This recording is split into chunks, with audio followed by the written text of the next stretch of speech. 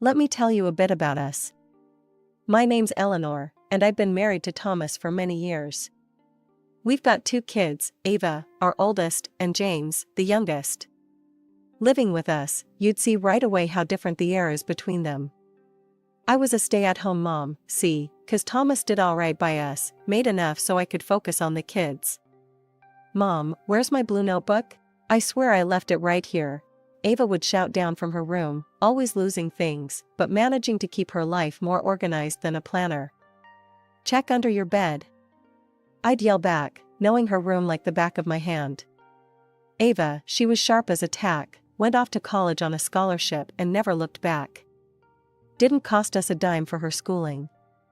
Now James, that boy was another story. Thomas, God bless him, loved that boy a bit too much. Favored him, you know? Always in his corner, even when he messed up, which was more often than not. James, you need to take life a bit more seriously, I remember telling him one evening at dinner. He just rolled his eyes, fork halfway to his mouth. Come on, Eleanor, the boy will find his way. He's young. Let him have some fun. Thomas chimed in, always the peacemaker. Mom, Dad's right. I'm just trying to figure things out, James would say, trying to sound calm, but I could hear the irritation there, clear as day. He was good at making you feel like you were the one seeing things wrong. Ava was different. When she moved out, got her job, and started her life, she never asked for a penny. Proud of her, I was. I made sure to budget, Mom. I don't want to be a bother. She'd tell me over the phone, and my heart would swell with pride. Meanwhile, James seemed to think our pockets were as deep as the ocean. Hey, can I get some cash? Going out with the guys, he'd drop casually, like he was talking about the weather. It's not a bank, James. What happened to the job hunt? I'd press, trying not to let the frustration bleed through. Jobs suck, Mom. I'm still looking for the right fit, he'd grumble, always with an excuse. Thomas and I would go back and forth about it. He's just lost, Eleanor. He'll settle down, he'd assure me, but the worry lines etched deeper with each passing day. I'd sit there, coffee in hand, morning light streaming through the window, wondering where we went wrong. Was it too much love? Not enough tough love?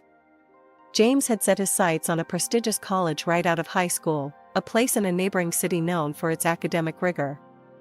The fact that the college was expensive seemed to bother him less than it should. Thomas and I were roped into paying not just for his tuition, but also for a rented apartment where he could stay while attending classes. It was a big financial strain, but Thomas believed it was all worth it for our son's future.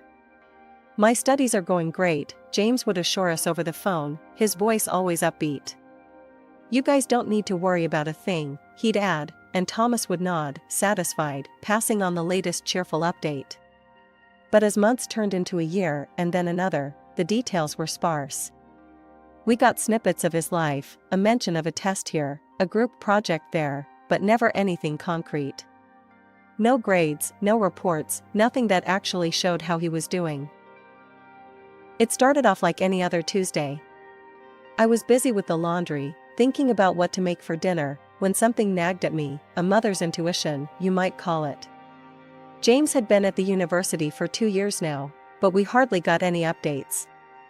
No report cards, no calls from professors, nothing. Just monthly calls asking for money. Thomas, don't you think it's odd? We never see any grades from James, I mentioned one evening while we were cleaning up after dinner. Thomas, always the optimist, just shrugged it off. He's probably just busy, Ellie. You know how college can be. The next morning, I drove down to the university. It was a nice place, all ivy-covered buildings, and young folks looking like they had their whole lives sorted out. I headed straight for the dean's office, to get the lowdown on how James was doing. Hi, I'm Eleanor, James Carter's mother. I'd like to hear about how he's doing, I said to the lady at the front desk. She typed something into her computer, frowned, and then typed some more. I'm sorry, Mrs. Carter, but it appears there's been a mistake.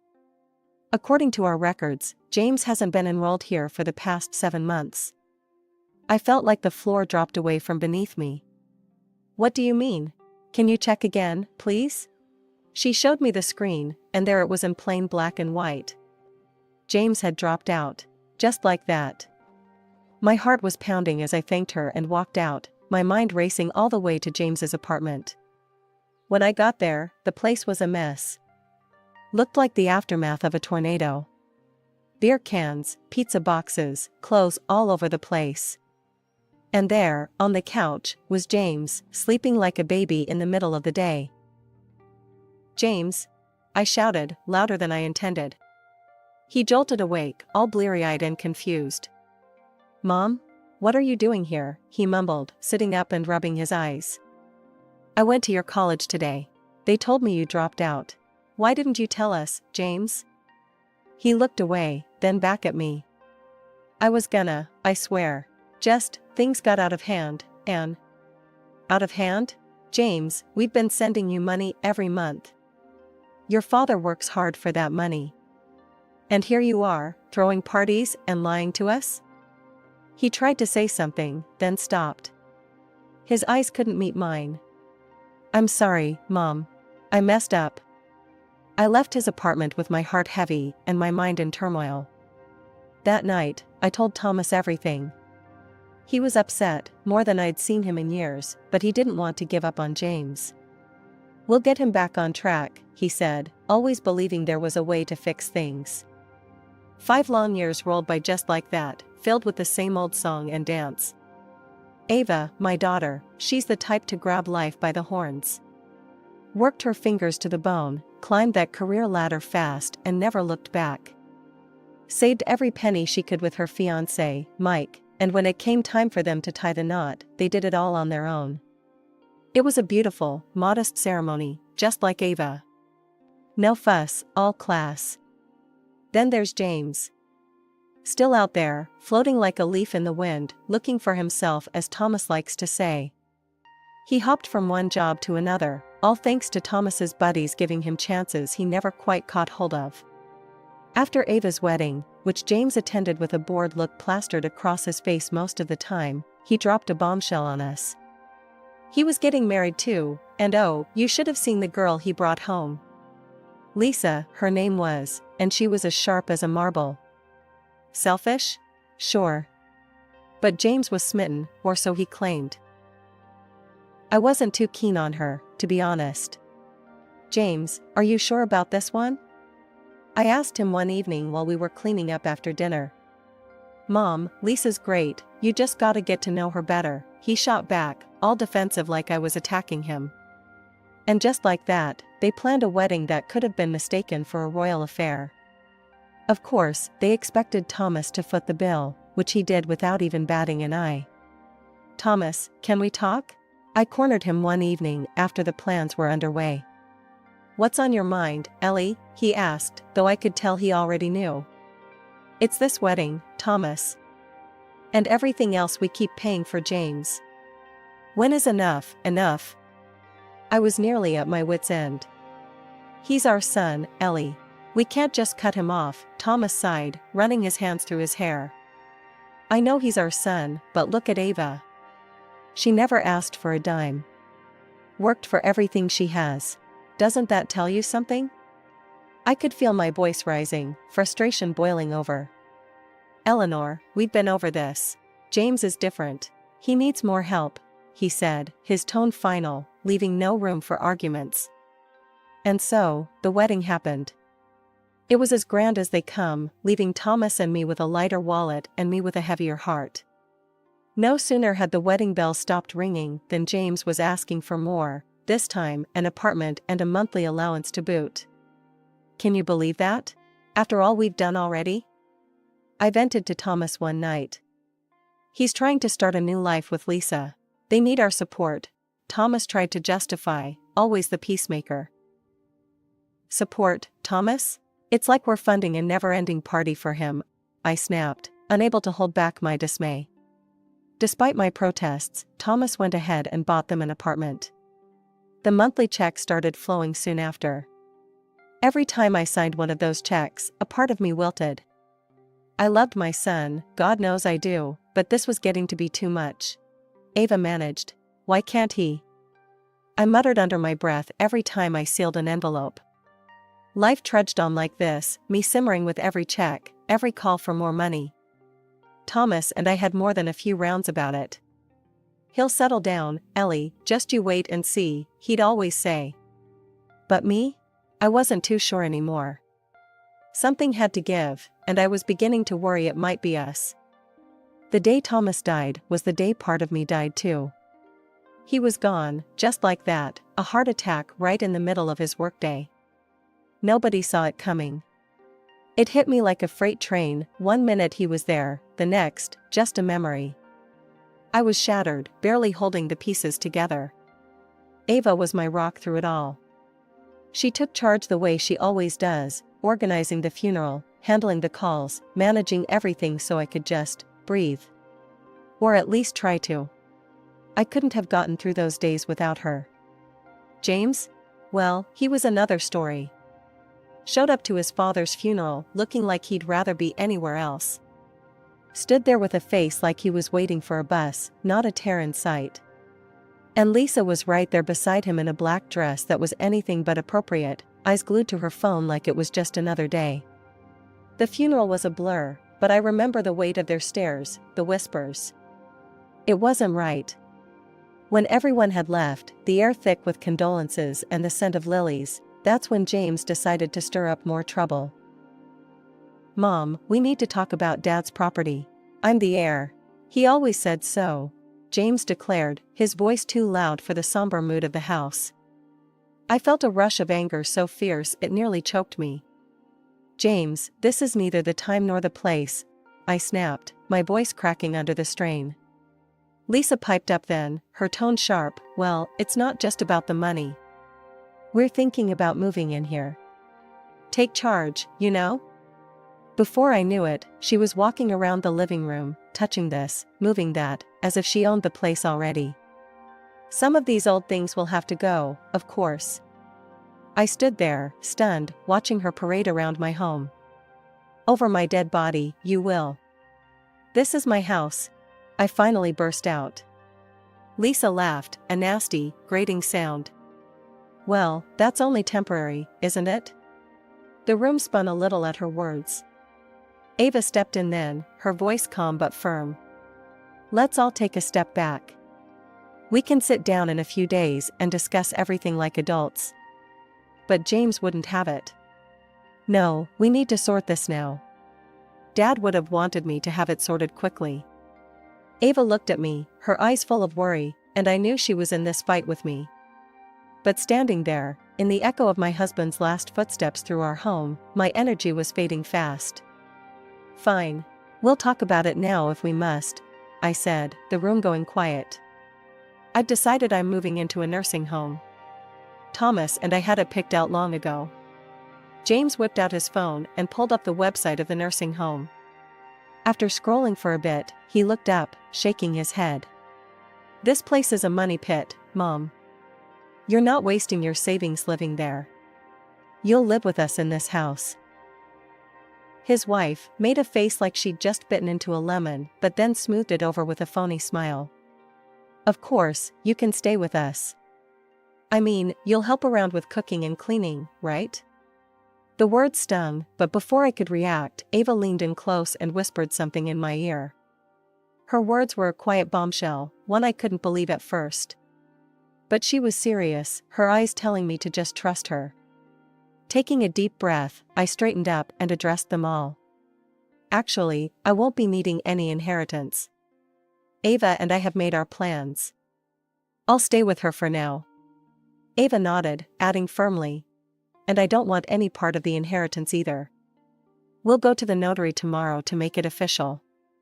James and Lisa exchanged a quick, greedy glance before breaking into wide grins. "Well, if that's what you want, Mom," James said, barely concealing his delight. Lisa practically skipped to the kitchen to pop open a bottle of champagne. While they were celebrating in the next room, I slipped away to pack my things, feeling a mix of relief and sorrow. Ava was right beside me, helping to fold clothes and pack up my life in quiet solidarity. The next morning, Ava and I went to the notary. James and Lisa were already there, looking smug. We signed all the necessary papers. James could barely contain his glee, thinking he had won the lottery. Back at Ava's place, her husband, Mike, had prepared a warm welcome. The table was set with a good lunch and tea, making me feel cherished and safe. Mike gave me a comforting hug. "Glad to have you here," he said, his smile genuine and warm. Living with Ava and Mike had been a balm to my worn spirit. Day by day, I found pieces of myself that had been lost in the chaos of grief and family drama. Ava was ever the caretaker, making sure I was comfortable, offering a listening ear, and just being there, something I hadn't realized I'd been missing so much. It was on a sunny Thursday morning, while I was enjoying a cup of coffee in the garden, that my phone rang. An unfamiliar number flashed on the screen, and I hesitated before answering. "Hello, Eleanor? This is Janet from Pine Grove Care Home." The voice was warm and professional. "I'm calling to inform you that your place here is ready for you." I furrowed my brow, confusion washing over me. "I think there's been a mistake. I didn't book a place at any care home." "Oh, no mistake, ma'am. Your husband, Thomas, arranged for 2 lifetime places here in your name. Since his place is now vacated, you also have an option to receive a refund. The amount would be $200,000. My hand trembled as I held the phone, tears welling up in my eyes. Thomas had always been thoughtful, but this? This was beyond anything I could have imagined. "Thank you," I managed to choke out, overwhelmed by his love even in his absence. I hung up and stared out at the garden, the flowers blooming with no care of the world's troubles, a stark contrast to the turmoil within me. Ava noticed my tears when she came out to join me. "Mom, what's wrong? Who was that on the phone?" she asked, her voice laced with concern. I wiped my eyes, looking up at her. "That was the nursing home. Your father, he had made arrangements for us before he died. There's enough money for me to decide what I want to do without worrying." Ava sat down next to me, taking my hand in hers. "That's amazing, Mom. But you don't have to go if you don't want to. You can stay here with us. We want you here." I squeezed her hand, grateful for her and Mike's generosity. "I know, darling. And I appreciate it more than words can say. But your father chose that place with care, thinking of our health and future. They have excellent medical facilities, and honestly, it might be the best place for me to be. I think he'd want me to use it." We spent the rest of the day looking into what Pine Grove had to offer. It was one of the best in the state, with top-notch care, beautiful grounds, and plenty of activities. It wasn't just a nursing home, it was a community where I could thrive, not just survive. "Looks like Dad really was thinking ahead," Ava remarked as we browsed through the photos of the facility online. "He always did, didn't he? Always making sure we were okay," I replied, a small smile creeping through the tears. We decided to visit Pine Grove the following week, to see everything in person and make the arrangements if everything felt right.